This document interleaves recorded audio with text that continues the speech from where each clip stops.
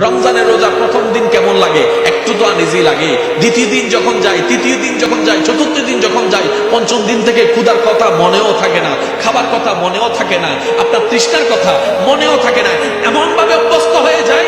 আল্লাহর কি রহমত দেখে, যে প্রিয় খাবারটা সবসময় খেতে হয়, 11 মাস খাই আমরা, রমজান মাস চলে আসলে 5, 6টা, 7টা রোজা রাখার পরে ঈদের দিন সেমাই খাইতে পর্যন্ত অনেকের আনইজি লাগা শুরু হয়ে যায়। সুবহানাল্লাহ। আপনার ভিতর সে ক্যাপাসিটি আছে, শুধু আপনাকে বলবেন যে আমি করব। আমার অনুরোধ হচ্ছে 10টা কাজ একসাথে নামবেন না, আগে একটা কাজে নামেন, সেটা হচ্ছে গীবত। গীবত যদি এটা থেকে বাঁচতে চান, প্রথমে গীবত শোনা থেকে বাঁচেন।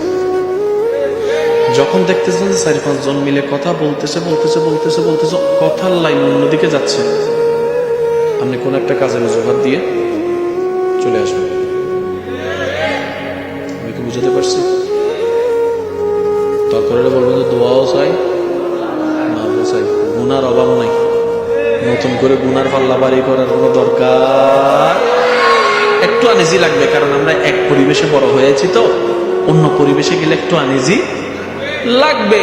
কিন্তু সেই আনইজি পরিবেশটা যদি বন্ধুত্ব করে ফেলতে পারবেন, তাহলে দেখবেন যে এটাই আপনার জন্য শান্তির কারণ হয়ে গিয়েছে। বলেন না সুবহানাল্লাহ।